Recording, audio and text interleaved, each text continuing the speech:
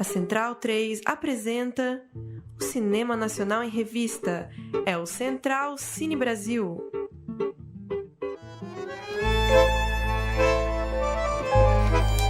Rapaz, a gente precisa conversar. Tu não pode mais morar sozinho. Billy! Seu jantar? Era. Agora é o almoço do Billy. O Ernesto tá aí? Poderia ler uma carta para mim? Todos os dias abro la caja de correos em busca de tus cartas. Vai por mim, na boa, é crush. Hijo, pienso que logré una solución para nuestro problema. Una cuidadora de perros.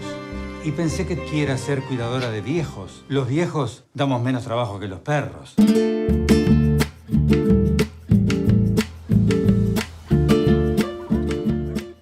Alô, amigos ouvintes da Rádio Central 3, começando mais um Central Cine Brasil, programa de número 198. Estamos ficando velho, quase 200 programas já, toda semana falando sobre cinema brasileiro aqui na Central 3. Eu sou o Lucas Borges, tenho comigo Murilo Costa e Ju Heredia, que vou apresentar e dar as boas-vindas já. Mas antes, vou fazer uma pequena introdução. Nosso programa é bastante especial. A gente vai falar de dois grandíssimos filmes à disposição do público pelas plataformas de streaming. Um deles é Narciso em Férias, filme que está à disposição na Globoplay, documentário de Ricardo Calil e Renato Terra. A gente conversou com o Ricardo Calil sobre esse filme, que traz aí o Caetano Veloso nu e cru na tela, falando sobre o lamentável episódio da sua prisão durante a ditadura. Enfim, filmaço, nosso bate-papo foi muito bacana.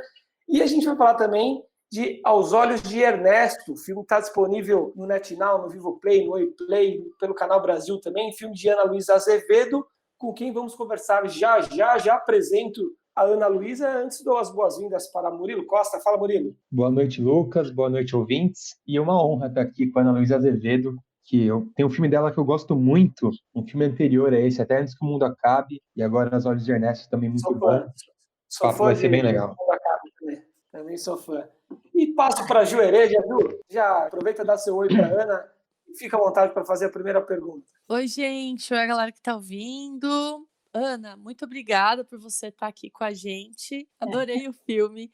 Parabéns. Aos Olhos de Ernesto, ele não é só um filme que fala sobre a velhice, né? É muito mais, é um filme que fala sobre o amor e o amor de várias formas, né? O amor entre pai e filho, amor entre os amigos, amor entre um homem e uma mulher, enfim, há várias formas de amor ali. E o que mais me chamou a atenção no filme, além de toda a delicadeza, enfim, a sensibilidade que está ali, vocês falam de muitas coisas, muitos temas ali tá incluído no filme, e tá tudo muito bem amarrado, não fica aquela coisa, sabe, poxa, a pessoa tentou falar o diretor, o roteirista, enfim, tentou falar de uma coisa, mas depois puxou para outra e não ficou muito bem. Às vezes acontece isso, né, quando a gente vê vários elementos, vários temas ali no mesmo filme, e vocês não, foi sensacional. E o texto, gente, enfim, o roteiro, o diálogo, a construção tá muito rica dos personagens. Não tem como um uruguaio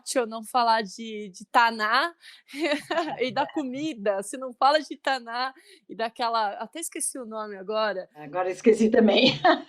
Do intestino fino. Ai, meu ex-companheiro era um uruguaio. Não tem como. Se não falar disso, não é uruguaio, né? E a minha pergunta, assim, não é uma pergunta fechada, é mais para você comentar com a gente como foi a construção desse roteiro, como que vocês chegaram nesses personagens, assim, de uma história tão bonita, de personagens tão ricos, e eu gostaria que você comentasse um pouco com a gente. Olá, obrigada, Ju, foi ótima a tua introdução. Fico muito feliz de estar aqui com vocês nesse podcast. Então, eu concordo e acho bonito quando tu diz assim, o filme fala de tantas coisas, porque eu gosto quando o filme fala de várias coisas. Só que, às vezes, essas coisas saem da boca do roteirista e não da boca dos personagens, né? Então, isso é muito chato. Quando tu percebe que um assunto é o que o roteirista quer falar sobre, mas ele não tem organicidade, ele não tem a ver com a história, fica socado ali, como tu falaste. E o que a gente tenta sempre fazer é o contrário disso, entender esse personagem, né, e ver tudo que tem na volta dele, todas essas questões que são pertinentes a essa história, a esse personagem, e vai amarrando naquela sequência toda de cenas. Aos Olhos de Ernesto, ele surgiu a ideia a partir de uma história real, do Luigi Del Ré, um fotógrafo, era falecido já, italiano, que morava em Porto Alegre e era pai do Fábio Del Ré, também fotógrafo, que era estilo do Antes que o Mundo Acabe, que o Murilo falou. E durante a filmagem do Antes que o Mundo Acabe, o Fábio me contou que estavam passando por uma situação muito difícil, porque o Luigi, que era tão autônomo, estava ficando cego, então a relação dele com a fotografia já não existia, ele já não podia mais morar sozinho, e isso deixava ele muito irritado, e ele tinha uma troca de correspondências com a irmã, que morava na França, e que ele, pela idade que ele tinha, sabia que nunca mais ia encontrar a irmã, e que já não podia mais nem ler as cartas, nem escrever para a irmã. E aqui achei a história triste, né? Mas muito bonita e muito rica dramaticamente. Com esse personagem já vem todas essas questões, a questão de ser estrangeiro, e aí já vem um pouco da minha adaptação para a história, né? A gente aqui em Porto Alegre está muito próximo do Uruguai e da Argentina, e é muito comum, tem vários personagens, como o Ernesto, que são uruguaios ou argentinos, que vieram para cá em consequência da diáspora provocada pelas ditaduras latino-americanas, e que ficaram aqui, constituíram famílias, e tu conversa com eles, tem um deles que é muito amigo meu, parece que eles chegaram ontem, né? Porque tem uma coisa do orgulho da língua, do orgulho da cultura, que é muito comum nos exilados, né? Quando tu te exila, vai para um outro lugar, tu às vezes adota, escolhe um outro lugar, não porque tu quer fazer uma aventura, por escolha própria, muitas vezes, e a grande maioria das vezes, é porque está correndo risco de vida, né? No caso das ditaduras, era risco de vida mesmo. Outros imigrantes é por pobreza, por fome, enfim. Mas nesses casos eram questões políticas. Então tem essa coisa desse personagem que é muito... cultiva muito, né, tanto a sua língua como a sua cultura, e isso está nos livros que ele lê, nas músicas que ele escuta, e aí eu fui recheando esse personagem com essas histórias. Ana, acabou sendo por acaso, mas hoje a gente está falando de dois filmes que dão muito valor às palavras. O Narciso em Férias, do Caetano, que é um relato oral, uma longa entrevista, e o Ernesto, que tem essa relação muito forte com a palavra escrita, com os livros. Até a obra do Mário Benedetti, grande autor uruguaio, aparece em destaque. E o filme fala também sobre a importância do discurso elaborado, mais pensado, aquela coisa da carta. E tem uma cena já perto do final, que a gente ouve uma carta escrita pelo Ernesto, e eu me peguei ali chorando, uma lágrima escorrendo no canto do olho, emocionado mesmo pelo poder das palavras, aquela força do discurso, aquela coisa mais literária mesmo. Então, aproveitando que, além de diretora, você também é roteirista, eu queria ouvir um pouco sobre a responsabilidade como roteirista de ter que escrever essas cartas, pensar de forma mais literária mesmo do que o roteiro de cinema, que é bem diferente de escrever um diálogo, uma cena comum. Também sobre a importância das palavras, do texto, ao fazer esse filme. Eu acho que tem uma coisa que vocês estão falando de dois filmes, né? Um que é documentário e o outro que é ficção. E acho que eles têm como propostas, como o documentário e a ficção, tem pontos de partidas muito diferentes, né? Assim, porque o documentário ele vai se montando conforme o filme vai sendo feito, né? Tá, a entrevista do Caetano, tudo aquilo vai ser a base. Então o filme ele só vai saber que filme vai ser quando terminar todo esse processo de montagem e tal. Na ficção, tem uma coisa do contrário, tu estuda muito, pensa muito antes de sair para fazer o filme, tu constrói tudo antes. Claro que tem as mudanças da filmagem e depois da montagem, mas a construção do personagem, ele está antes. Então, essa relação da palavra, ela é muito rica, porque a gente queria que esse personagem tivesse isso.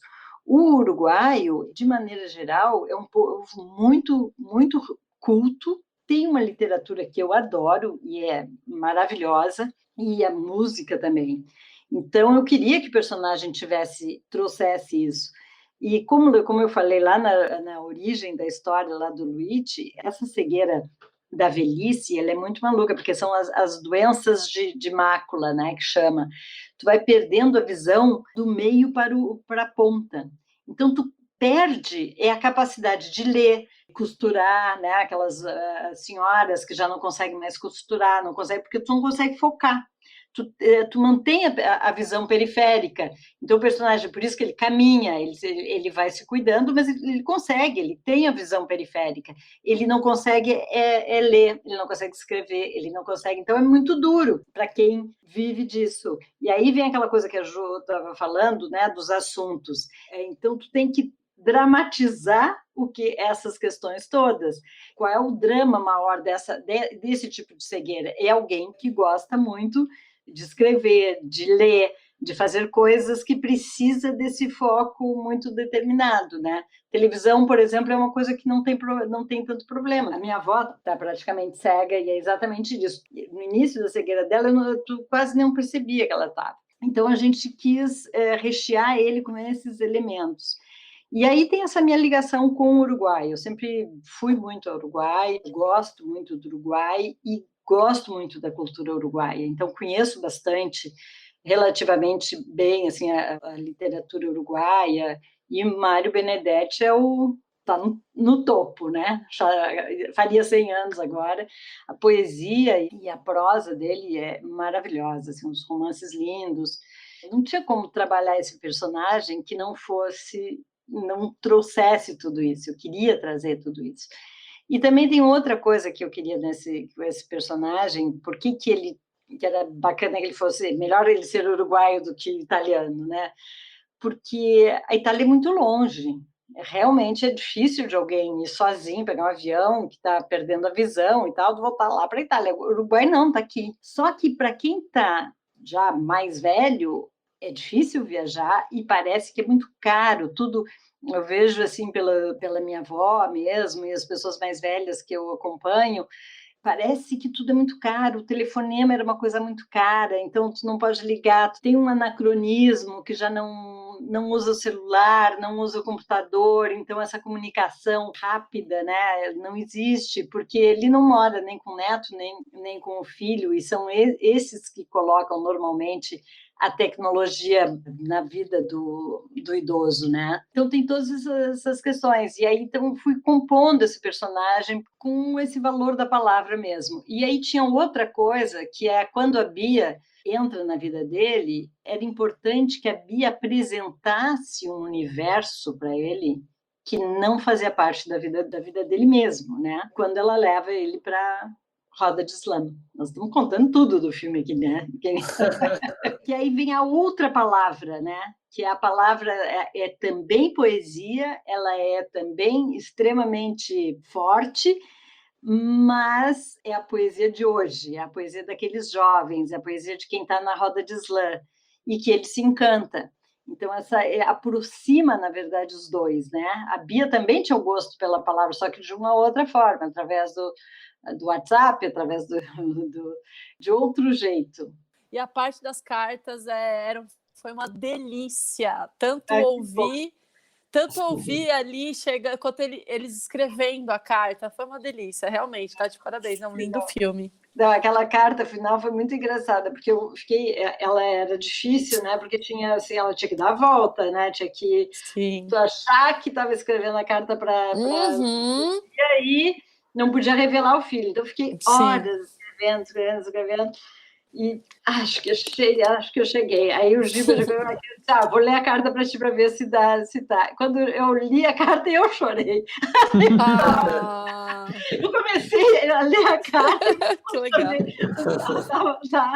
Tá bom. Sim. O filme tem uma certa universalidade do tema, né? A questão da idade. Como Pátria mesmo, é um filme mais latino-americano, de certa forma, né? Foi exibido na Mostra Latina do Festival do Rio de 2019, ganhou também o Prêmio da Crítica na Mostra de São Paulo, e teve no Festival de Cinema Latino-Americano de Havana, no Festival Internacional de Punta del Este, venceu o Prêmio de Melhor Ator, né, para o protagonista Jorge Bolani. É um filme, de certa forma, universal mesmo, né, em diversos aspectos, né? Acho que sim. A estreia dele, mundial, foi em Busan, na Coreia do Sul. E eu estive nesse festival. É um festival muito grande, o maior festival de cinema da Ásia, muito voltado para o cinema asiático, e tem uma mostra importante de cinema do mundo, que eles chamam, né? E então foi super bacana, porque as sessões foram incríveis. E aí eu disse, nossa, então o filme se comunica também com um público de lá. E tanto que nós estamos distribuindo, o filme foi comprado por uma distribuidora no Japão e o filme está em cartaz no Japão. Ele foi um dos filmes que entrou quando o Japão voltou a ter sala de cinema. E tá já desde julho, 18 de julho estreou lá e ainda está em cartaz. Então ele tem, eu acho que essa universalidade, sim. A universalidade essa questão da velhice, conversa com todo mundo isso, né? E é interessante, tanto no Japão como na Coreia, eles perceberam essa questão da língua do português e do espanhol, que eles queriam entender melhor, mas eles perceberam que tinha ali uma diferença. E a diferença desse Brasil latino-americano, mais aqui ao sul, que é um pouco diferente do Brasil tropical, né? Claro que eu acentuei essa diferença, fazendo o filme passar no inverno e tal. Então, eles tinham muita curiosidade de entender essa diferença do Brasil, porque, claro, as pessoas fora daqui mais conhecem do Brasil o Brasil tropical, né? O Brasil, o Rio de Janeiro, o Nordeste. Então, acho que ele se comunica muito bem, sim. Ana, você já falou bastante da sua relação com o Uruguai. E é um país que me encanta muito também. Eles parecem ter um ritmo próprio, que ainda não estão nessa loucura nossa, nesse ritmo tão frenético. E vendo o filme, uma coisa que me chamou bastante atenção também foi o apartamento do Ernesto, que ele é muito cheio de personalidade, né? Cheio de objetos, penduricalhos, bem pitoresco. Parece ter vários anos e anos de histórias ali dentro, como se fosse um pedaço da cidade velha de Montevidéu, no meio de Porto Alegre.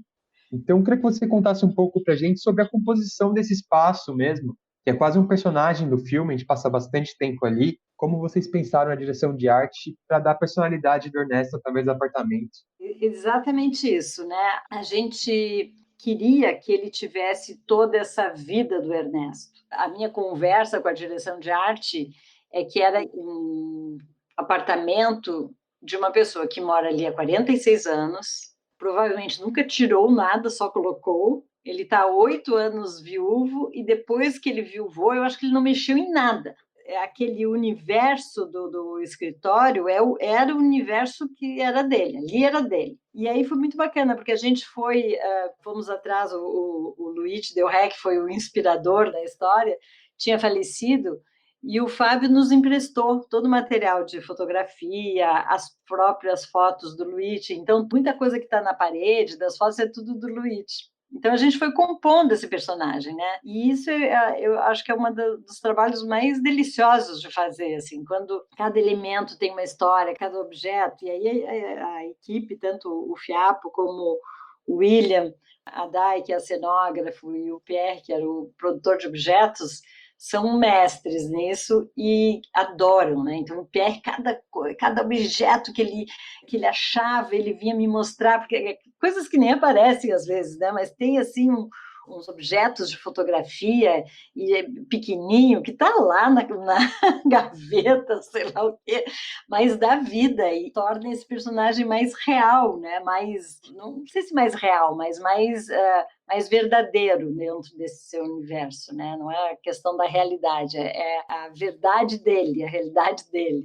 Então era bem isso que a gente queria mesmo, assim, que ele fosse aquele apartamento que, enfim, que ele viveu ali a vida toda, né? Então tem, assim, um brinquedo que sobra, que é um brinquedo que era do filho. Tinha essa outra questão que o filme se passa muito tempo no apartamento. Então o apartamento ele tinha que ter uma vida, ele tinha que ter algumas coisas muito ricas, né? Porque senão seria muito chato.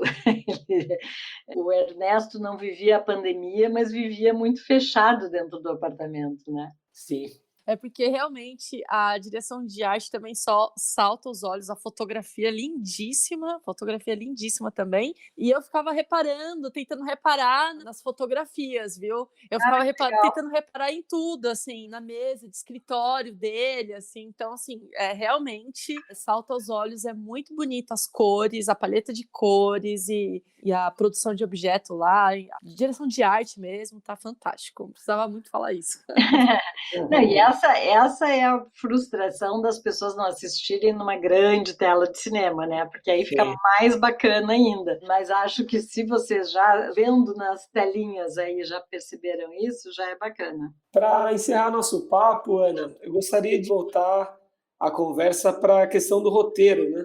Você já tinha montado um time de primeiríssima qualidade antes que o mundo acabe, né? Você assina o roteiro junto com Jorge Furtado, Giba Assis Brasil e Paulo Raul, né? Só peso pesado aí. E agora, em Aos Olhos de Ernesto, a dobradinha de novo, você e Jorge Furtado. Gostaria que você falasse um pouco sobre o processo de roteirização dos seus filmes, dividindo aí essa responsabilidade com grandíssimos nomes do nosso cinema. Eu tenho um processo muito específico, eu acho, de trabalho. Normalmente longo, eu fico bastante tempo trabalhando nos filmes, até porque o processo de produção é longo mesmo, até conseguir dinheiro, e eu aproveito isso para trabalhar bastante nos roteiros. Acho que todo mundo deveria fazer isso. E eu comecei esse trabalho junto com o Miguel da Costa Franco e o Vicente, que me ajudaram a botar a história de pé. Eles escreveram, eu estava fazendo, acho que o Doce de Mãe, não me lembro o que era, que eu estava fazendo uma série, e tinha um edital e tal, e eles sentaram e botaram a história de pé, e depois eu trabalhei muito tempo sozinho, depois trabalhei com o Jorge. E aí a gente remontou, voltamos para a escaleta, eu percebi que não estava bom, mas eu estava tão dentro do projeto que eu não conseguia enxergar muito. A gente voltou para a escaleta e reestruturamos. No meio disso, eu tinha tido uma consultoria também com o Senel Paz e troquei algumas coisas dos personagens, enfim, finalizei com o Jorge. No Antes que o Mundo Acabe foi um pouco parecido. Eu trabalhei com o Paulo Raum, ele fez a primeira adaptação do livro, depois eu trabalhei sozinha, eu preciso ter um tempo trabalhando sozinha, porque é a hora que eu transformo o filme no que eu quero que ele seja, né? Porque tanto no Antes que o Mundo Acabe como no Ernesto, o início do processo, a história era minha, o argumento era meu, mas foram outras pessoas que trabalharam. E aí eu disse, não, agora eu quero fazer qual é o filme que eu quero fazer, e aí todas as coisas que eu quero eu fico trabalhando sozinha. No Antes que o Mundo Acabe foi o Jorge e o Giba, e nesse momento foi o Jorge. É um trabalho de finalizar e de reescritura, mas até estrutural, porque o Jorge ele tem um olho muito aguçado assim, para a estrutura, né? Ele percebe assim, não, aqui está uma barriga, aqui não sei o quê, mais do que eu. Eu gosto muito dos detalhes, gosto de ficar trabalhando o diálogo, gosto de trabalhar as cenas, os detalhes das cenas, as coisas, então a gente se complementa bastante, assim, né? Eu fico no bordado, digamos assim. Aquela coisa das cartas, de achar a prosódia de cada personagem, como que cada um fala, porque isso tudo eu acho que é importante, né? Eu me incomodo muito com alguns filmes em que todos os personagens falam do mesmo jeito, que as cartas tivessem o mesmo jeito de escritura. Então, esse tipo de coisa que eu acho que é importante, assim, que dá uma personalidade para o filme, né?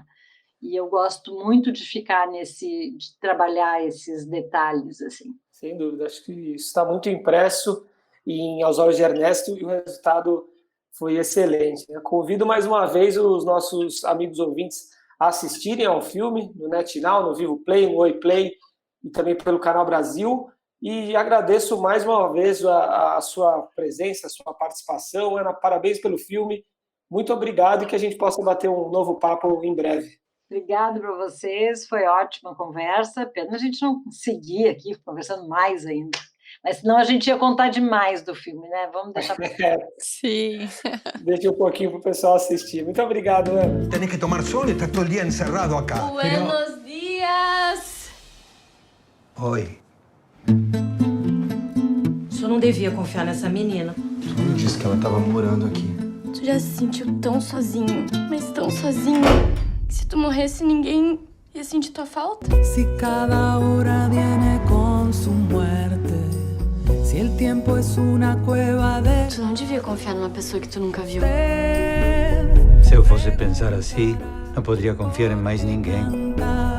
Por que cantamos? Bacana, belo bate-papo com a Ana. A gente não queria que acabasse nunca, nem ela parece, né? Vamos estendendo o papo. E um filme tenro, né? Um filme bastante humano, como é também Antes que o Mundo Acabe. A Ana consegue trazer essa beleza, né? Essa doçura para os filmes dela com muita propriedade.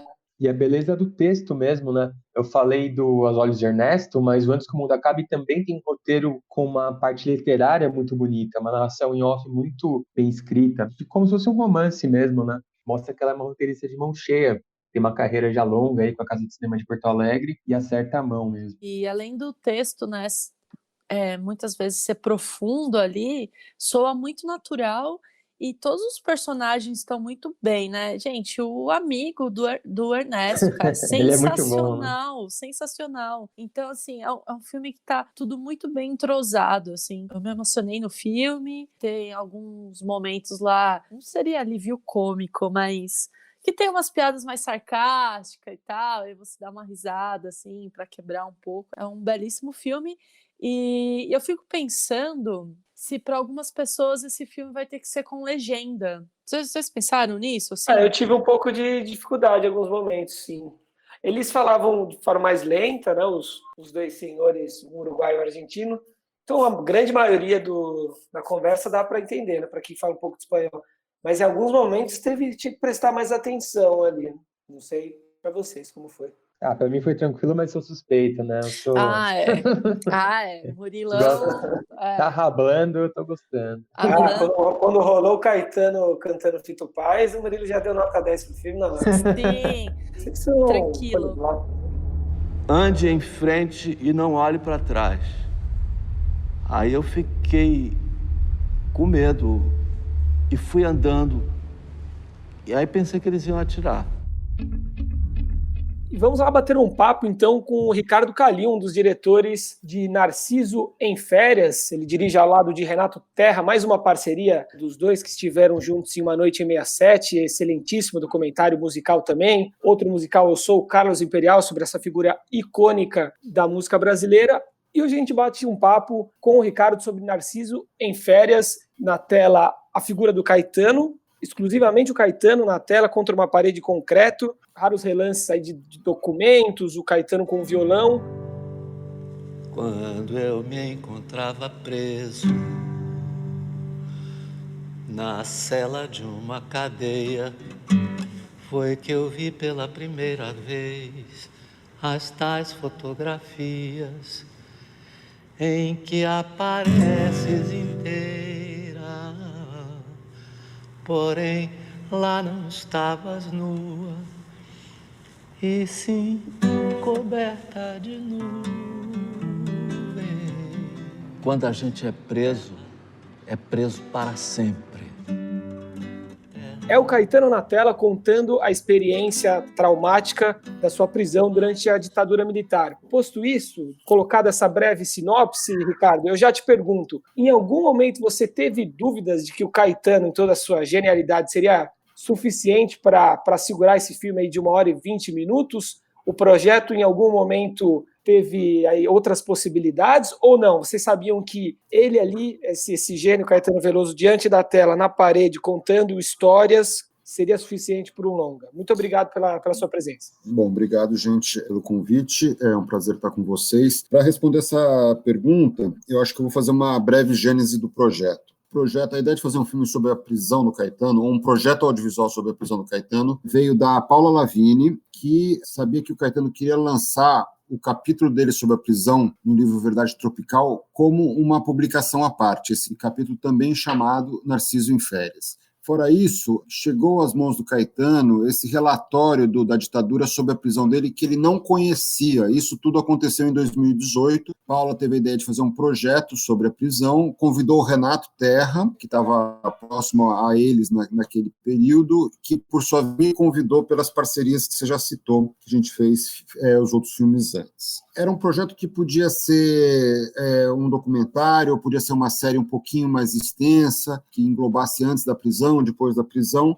Primeira coisa que Renato e eu falamos foi: vamos fazer um documentário de longa-metragem específico sobre a prisão, sobre o período da prisão. Só que, originalmente, esse projeto tinha a possibilidade de ouvir algumas outras pessoas ligadas à prisão do Caetano, como o Gilberto Gil, que foi preso com ele, como o Perfeito Fortuna, que é um agitador cultural lá do Rio de Janeiro, que estava em uma das celas onde ele estava preso, e algumas outras pessoas.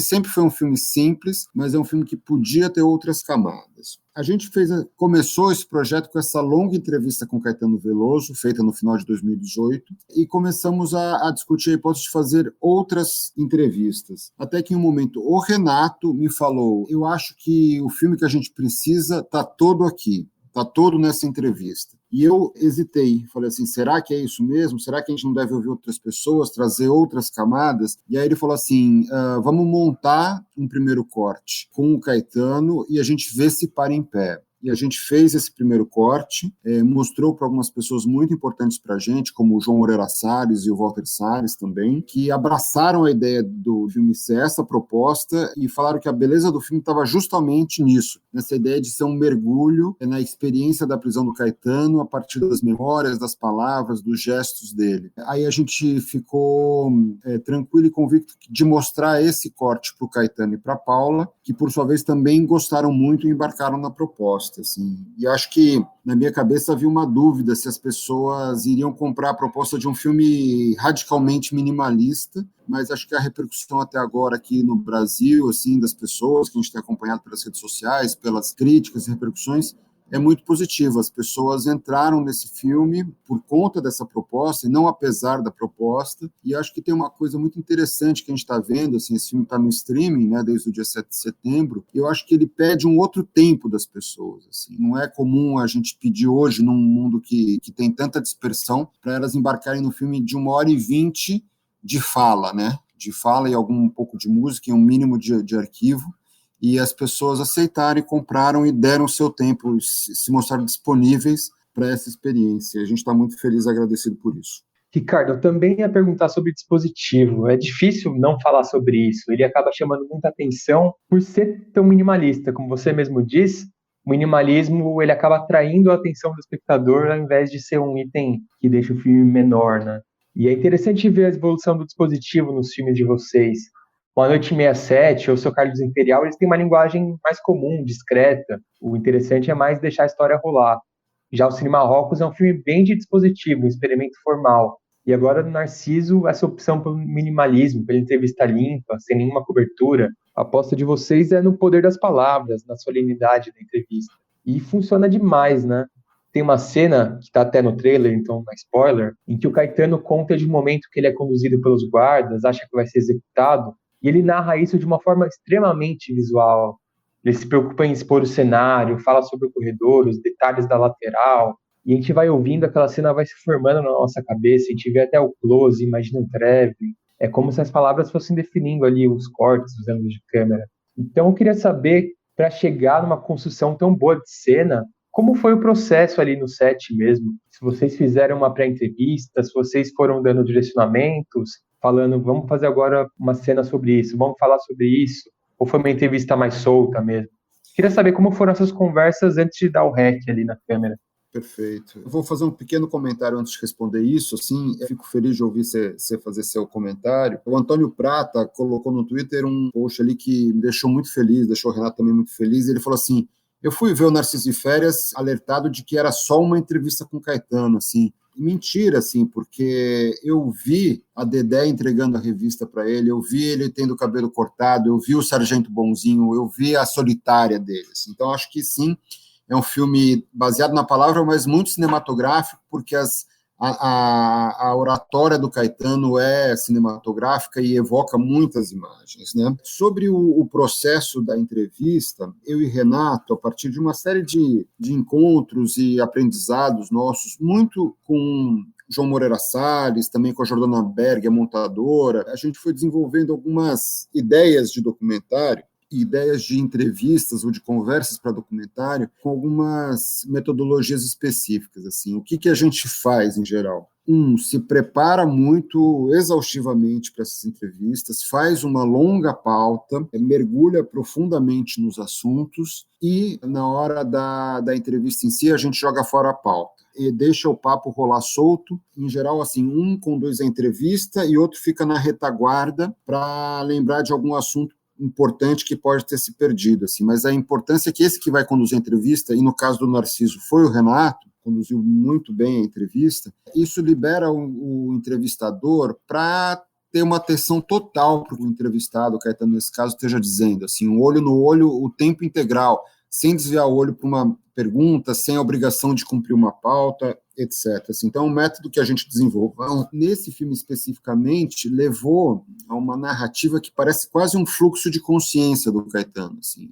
Uma imagem, uma memória puxa a outra, uma ou outra ajuda do Renato para puxar um assunto, né? Mas é quase um fluxo de consciência mesmo do Caetano. E era essa a intenção. É claro que isso está editado, né? A entrevista original teve cerca de 6 horas e ficou com 1h20, mais ou menos. Isso é um método que a gente desenvolveu, que é um método que busca chegar a um aprendizado do João Moreira Salles, que ele passou para a gente, do documentário como uma experiência, né? Não como um compilado de informações, mas uma experiência estética, narrativa, que você oferece ao espectador. Assim. Então, a ideia é que tudo isso, esse dispositivo que você chama, e essa proposta de cinema que a gente teve aí, ajude as pessoas a compartilhar uma experiência vivida pelo Caetano, para que eles possam visualizar essa experiência, que eles possam compartilhar da dor e do absurdo e do arbítrio que foi vivido ali. Tudo foi conduzido de tal forma que a gente pudesse viver essa experiência junto com ele. Ricardo, obrigada, tá, por estar aqui com a gente, parabéns pelo filme, e como o Murilo falou, né, o Narciso em Férias é um documentário que tem essa potência narrativa que possibilita nós, telespectadores, de visualizar toda essa história e os personagens. Eu super visualizei cada detalhe ali. Enfim, essa acho que é um grande destaque do documentário. Inclusive, eu fiquei tão envolvida e presa, que teve uma hora que me deu vontade de fazer xixi, e aí eu falei assim, nossa, não, e aí eu depois pensei, nossa, que tonta, né, é só pausar, mas aí eu fiquei, não, eu tava tão envolvida ali, que eu queria ouvir aquela história, assim, até o final.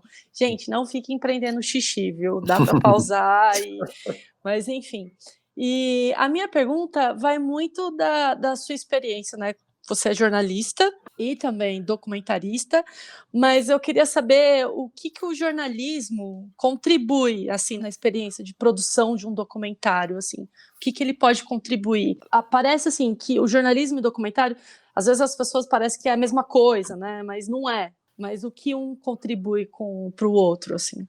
Olha, eu vou começar falando do que eu acho que são as semelhanças, ou a semelhança principal entre documentário e jornalismo, né? Quer dizer, a matéria-prima de um e de outro é a realidade, são pessoas que existem ou existiram, são fatos que estão aí ou ocorreram no passado. Isso te dá uma obrigação ética de não distorcer esses fatos de forma a comprometer a realidade, de forma a prejudicar pessoas, de forma a incorrer em inverdades sobre certos fatos e situações. Então, eu acho que jornalismo e documentário compartilham dessa obrigação ética. Uma reportagem, um documentário que fale nesse aspecto fracassou, mesmo que seja brilhante em outros, né?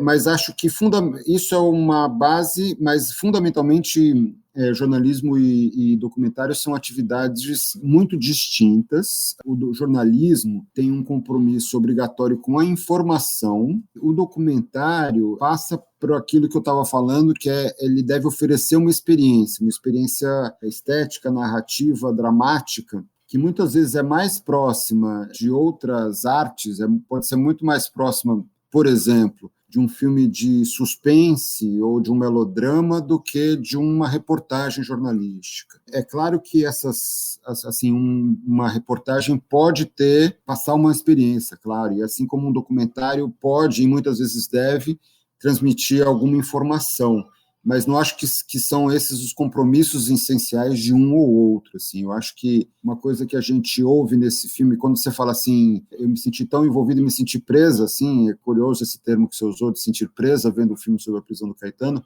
é porque acho que a gente alcançou essa ideia de uma experiência, de algo que você se insere dentro dela. Assim. Então, eu gosto mais de documentários sobre os nossos filmes, menos assim no sentido de é bom, é ruim, gostei da fotografia, ou etc. Mas, assim, eu gosto quando as pessoas falam assim, eu senti como se eu estivesse lá. E é um relato comum no Narciso. Ou eu senti como se o Caetano estivesse sentado na mesma mesa que eu, me contando essas histórias só para mim. Assim. Isso é uma experiência que o documentário pode oferecer. Ou numa Noite 67, que vocês citaram também, como se eu tivesse voltado no passado e eu estivesse naquele teatro. É como se eu tivesse revivido aquela experiência que eu tive, se você já tinha alguma idade e viu aquilo ou pela TV ou no teatro. Assim.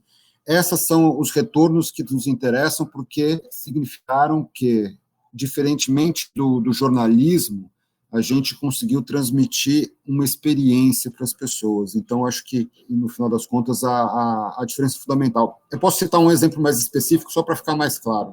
É um exemplo que foi muito importante de aprendizado para mim e para o Renato. A gente fez um primeiro corte do Manu 67, em que um momento muito emblemático daquele festival, que foi a quebra do violão pelo Sérgio Ricardo, a gente fazia assim, montou da seguinte maneira, o Sérgio Ricardo era vaiado, daí entrava um especialista e contava assim, ele foi vaiado porque ele mudou o arranjo de última hora, daí mostrava um pouquinho mais da vaia, depois entrava uma outra pessoa e falava assim, porque o público queria uma música de protesto, e a música não era nem de protesto, nem era uma música alienada, e daí a gente botava um pouquinho mais de imagem, mostrava ele quebrando o violão, cortava para o Sérgio Ricardo. Daí a gente mostrou isso para o João Moreira Salles, que era o produtor do filme, e ele falou assim, cara, isso aqui está muito jornalístico, está assim, muito explicado, está tudo mastigado, assim.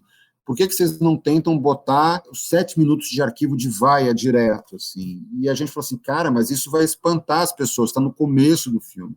E a gente botou 7 minutos de arquivo, 7 minutos de vaia, terminando com a quebra do violão, e a gente entendeu nas primeiras sessões do filme, que era ali justamente que as pessoas embarcavam no filme, embarcavam porque elas compartilhavam a experiência daquele cantor angustiado diante da vaia, ou então se sentia como a plateia querendo agredi-lo. Assim. Então, ali a gente entendeu o que ele queria dizer na prática, com o documentário como uma experiência. Ricardo, quando a gente pensa em Caetano Veloso, é bem comum lembrar do Gilberto Gil também, né? São duas figuras que nasceram juntas praticamente para a música e percorreram o caminho, né, das suas carreiras de forma muito próxima, e quem assistir ao documentário vai perceber que eles estão bem próximos também nessa empreitada aí, né, nessa história assustadora. E aí eu te pergunto, não deu uma coceirinha de ouvir o Gil também, ou quem sabe vocês não estão com essa coceirinha aí para ouvir o lado do Gil também da história, esse lado tão presente? Teve agora recentemente um Altas Horas que juntou os dois falando da experiência da prisão, foi muito bonito, muito emocionante. Esse filme era para ser da prisão do Caetano e o Gil tem um papel importante, né? Quer dizer, eles são presos e soltos no mesmo dia, enfim, ele é uma figura fundamental nessa história. Ao mesmo tempo, a gente queria que fosse desde o princípio uma história sobre a prisão do Caetano. E nessa ideia de mergulho fundo e radical na experiência do Caetano, a gente entende que um filme sobre a prisão dele, ou a gente entende ou a gente aposta que um filme sobre a prisão dele era de uma experiência intransferível e indivisível. Dentro dessa proposta de minimalismo radical, botar o Gil para falar da prisão do Caetano, ou botar o Gil... Talvez o Gil seja um outro filme mesmo, assim, que a gente faça, ou outra pessoa faça. A experiência da prisão, pelo que a gente sabe, para o Gil foi completamente diferente, né? Eles nunca ficaram presos na mesma cela, assim, e o Gil tornou macrobiótico, compôs várias músicas na prisão, ao contrário do Caetano, que só fez uma música lá. É interessante, eu, enfim, adoraria ouvir o Gil longamente sobre isso. Tenho que dizer, assumido pelos dois, é que a memória do Caetano é infinitamente mais prodigiosa que a do Gil. Assim. O Gil, talvez até por uma questão de sanidade, lembra menos, assim, mas, enfim, são dois faróis da música, da cultura brasileira. Ouvi-los é sempre maravilhoso. Quem sabe a gente ou outra pessoa ainda não faz um filme com eles sobre isso e vira um díptico, né? Mas acho que a melhor forma de ter o Gil e o Caetano seria como díptico mesmo. Um filme do Gil falando da prisão do Gil e um filme do Caetano falando da prisão do Caetano. Seria incrível.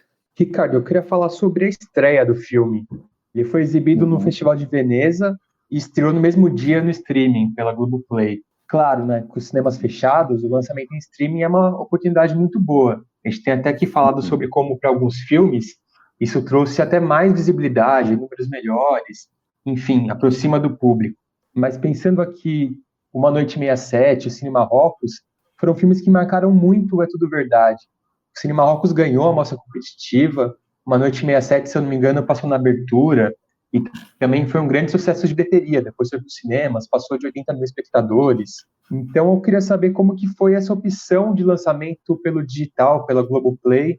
Por que vocês pularam essa etapa dos festivais brasileiros e decidiram colocar o filme direto para o público? Perfeito. Olha, a gente começou, quer dizer, a gente gravou em 2018 o filme, né? Filmou em 2018. No momento em que a gente, na nossa cabeça, o caminho desejável para o filme era o caminho tradicional, né? Estrear num festival internacional, se possível, fazer um circuito de festivais brasileiros, estrear no circuito comercial de cinema, e depois ir para outras plataformas, TV a cabo, streaming, etc. Assim. Mas o mundo mudou de 2018 para cá, talvez desse mundo, assim, dois motivos principais, assim. Um, obviamente, é a pandemia, que torna o cinema, neste momento, inviável. Eu espero que isso deixe de ser verdade em breve. E dois, o streaming ganhou uma força tremenda, né, também nesse meio tempo. Assim. Então, assim, a gente teve o desejo de estrear no Festival Internacional e teve essa linda notícia de poder estrear em Veneza, que é um enorme festival, e também primeiro grande festival depois da pandemia, né, depois da explosão da pandemia. Então foi uma grande felicidade, acho que chamou a atenção do filme para o filme internacionalmente. Ao mesmo tempo, a gente estava aqui, o que a gente faz com esse filme aqui no Brasil, quando veio a proposta do Globoplay de estrear no mesmo dia que Veneza. E foi uma surpresa para a gente, é uma coisa impensada para a gente. Renato, eu falei assim, uau, o que a gente faz com isso? Mas pareceu muito interessante pelo seguinte motivo, assim, a gente acredita que esse filme, apesar de ser um filme das memórias de um artista sobre 68, ele é um filme que tem coisas importantes a dizer para o presente do Brasil e sobre o presente do Brasil. E nesse sentido, a gente não queria deixar esse filme nessa certa gaveta que ele fica, normalmente, às vezes demora entre você passar no primeiro festival e sair comercialmente, etc., demora muito tempo, assim, é muito triste. Assim, eu posso citar o caso do Cine Marrocos, que é um filme que eu dirigi sem o Renato, né, só sou eu como diretor, e que ele passou na Tudo Verdade, ganhou a Tudo Verdade, estava marcado para estrear finalmente em abril deste ano e por conta da pandemia ele está na gaveta. Assim. Então é um filme que acabou sendo visto por muito pouca gente aqui no Brasil. Ele foi visto por gente que estava na Tudo Verdade e mais um ou outro festival que a gente fez aqui.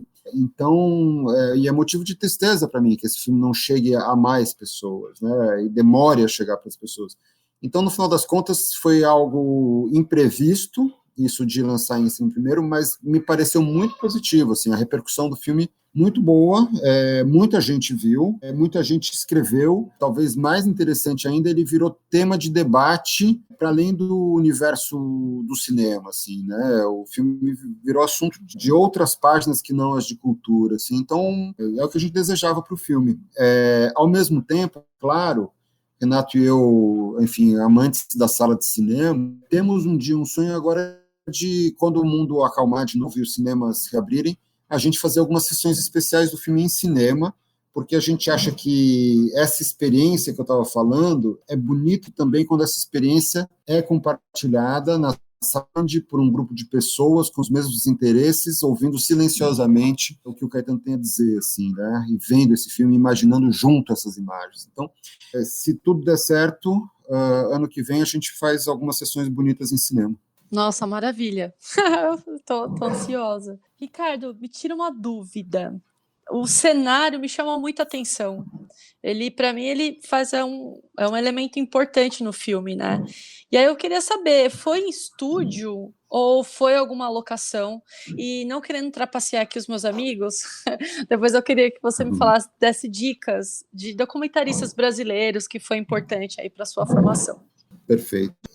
Essa locação é a Cidade das Artes, que é um equipamento cultural do Rio de Janeiro, que teve uma série de problemas na sua construção ali, de orçamento, etc. e tal, e uma parte desse equipamento ficou inacabado. E esse lugar onde a gente gravou é um cinema que nunca chegou a ser montado, né? Está no couro, assim, no concreto, né? Essa locação foi uma sugestão da Paula Lavigne, que já tinha filmado outras histórias lá, uma sugestão muito feliz. A gente tinha a ideia de que a gente não queria registrar em casa, que a gente achava que não combinava com o que a gente queria dizer.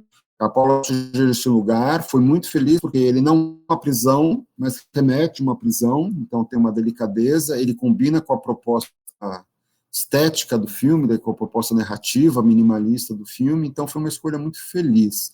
Olha, eu já citei bastante um dos nomes, que é o João Moreira Salles, e talvez o nome fundamental aqui nesse filme, ele é filho do pensamento desse cineasta, é o Eduardo Coutinho. É um nome até óbvio, assim, porque ele é um pouco o mestre e pai de muitos documentaristas aqui, mas essa aposta num filme que acredita na fala, na oralidade como algo cinematográfico, no poder da narração, é algo que a gente deve muito ao Coutinho. Assim. Renato e eu tivemos a sorte de, numa Noite 67, nosso primeiro filme, quando a gente foi apresentar isso para o João Moreira Salles, ele abraçou como um filme produzido por ele, pela produtora dele, que é Videofilmes. A gente trabalhou com a mesma equipe de pessoas que trabalhavam com o Coutinho há muitos anos, né? O fotógrafo Jacques Chewish, técnica de som Valéria Ferro, a montadora Jordana Berg, entre outros, assim. E eu fiz, assim, até hoje eu dirigi 4 longas-metragens, e os 4 longa-metragens foram montados pela Jordana Berg, assim, e o trabalho de montagem é um corpo a corpo muito longo no documentário e muito rico no sentido de você ter trocas e discussões plano a plano, corte a corte, às vezes segundo a segundo mesmo, assim, sabe?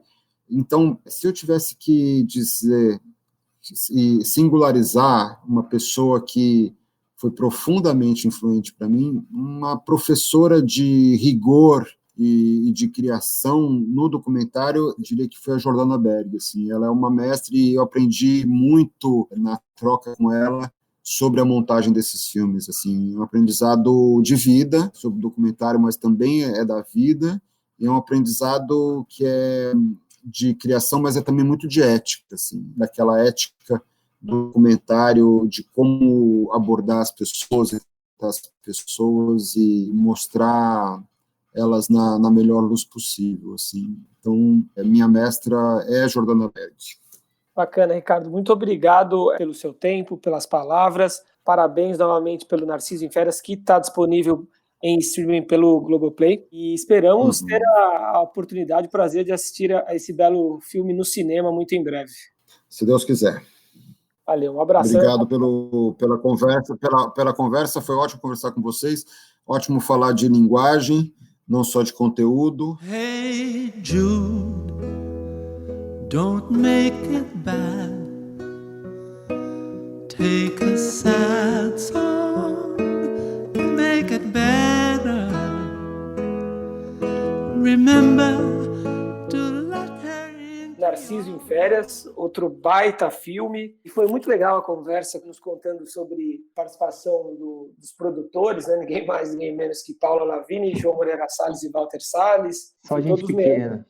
Uma galerinha que tem alguma história no cinema, né? O O próprio Ricardo, ao lado do Renato Terra, tem história aí, né? Questão de documentário musical, e acertou muito a mão, né? De fato, o Caetano é um gênio, segurou sozinho ali, e o filme é espetacular. Né? Eu achei muito interessante que, ali no finalzinho da entrevista, ele comenta da influência da Jordana Berg, do próprio Coutinho e do João Moreira Salles como produtor, que aconselhou também. E esse mesmo trio fez Últimas Conversas, né? Que era o último filme do Coutinho, acabou sendo finalizado póstumamente pelo João Moreira Salles, e tem muito a ver, né? Porque também o dispositivo do filme são pessoas que entram numa sala, sentam numa cadeira e falam. Verdade. Então, a influência tá clara, né? Nossa, lindíssimo eu achei lindíssimo esse documentário. Nossa, e sabia que tava na Netflix um tempão, aí tem aquela coisa toda do catálogo que vai mudando, não tá mais. E filme bom que fica escondido também, né? Essa porcaria. Pois é.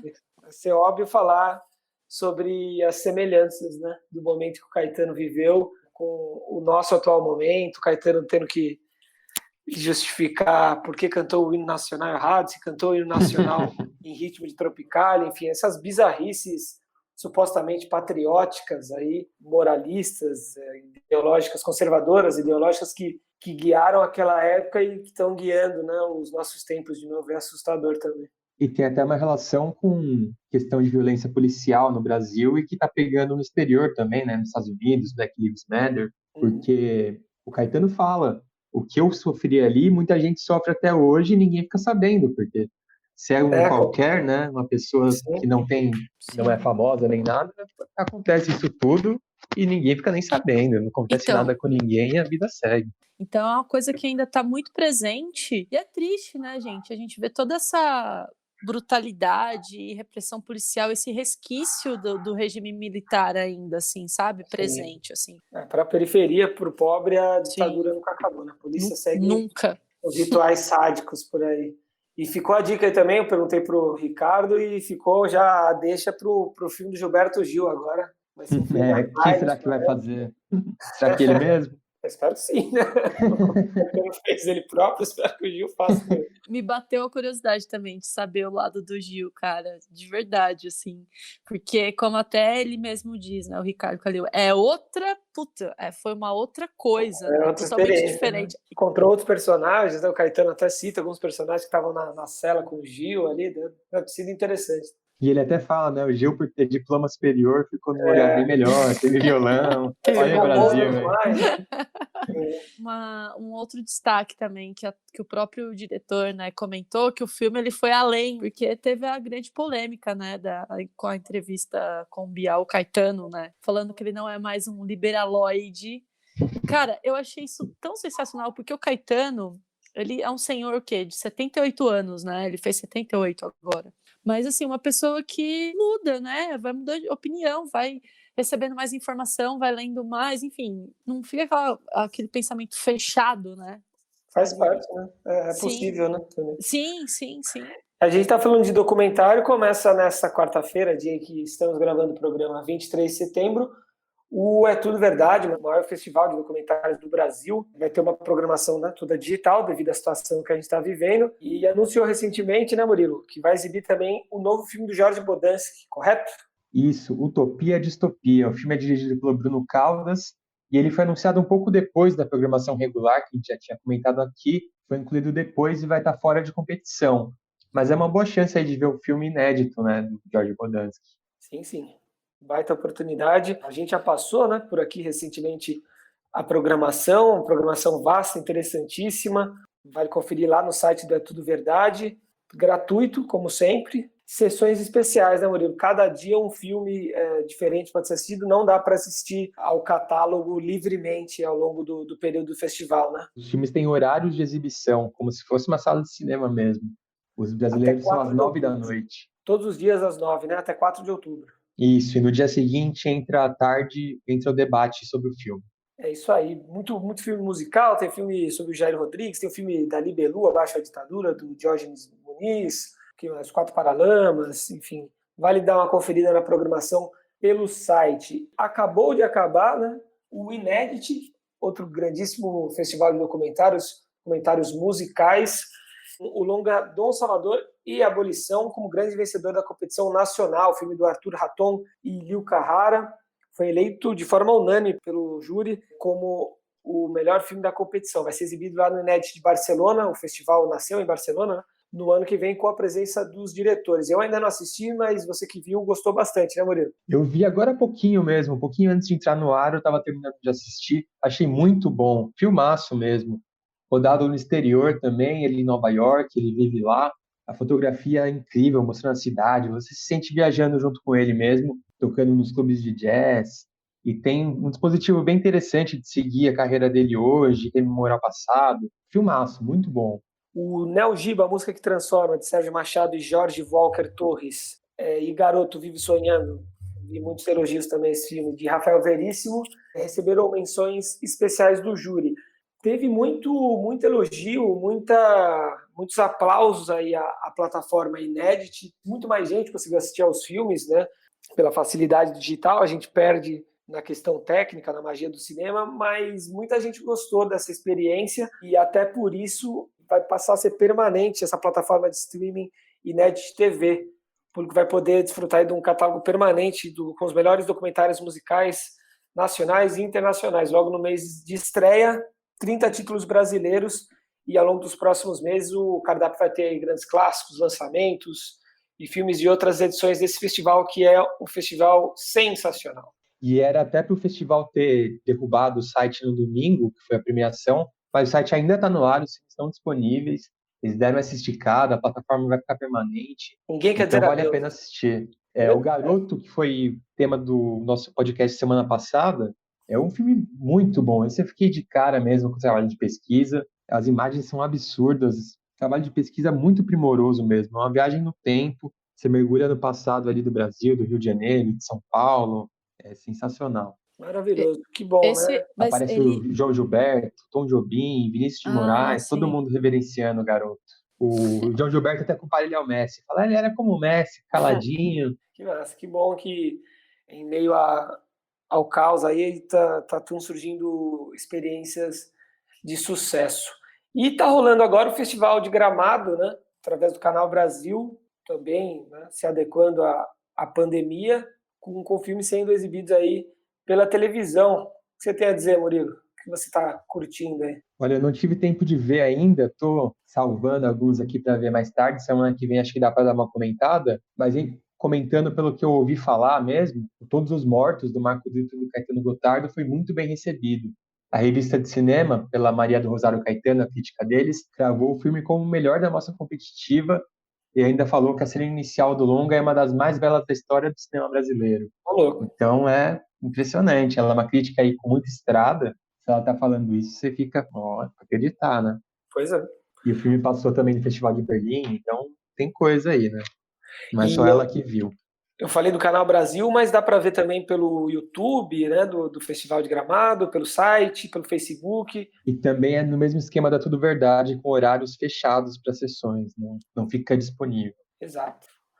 Muito filme para assistir, a gente já tinha anunciado que seria prolífica essa época do ano. Então, convidamos todos os nossos amigos ouvintes para curtir, para aproveitar essa grande oferta de cinema. A pandemia persiste, a quarentena também, então vamos aproveitar e ver muito filme bom brasileiro aí. É isso, vamos tentar ver algumas coisinhas de Gramado e semana que vem a gente dá uma comentada. Semana que vem estamos de volta, não é isso, Juereja? Muito obrigado. É isso, galera. Te vi, juntabas margaritas del mantel. Ya sé que te traté bastante mal. No sé si eras un ángel o un rubí, o simplemente te vi.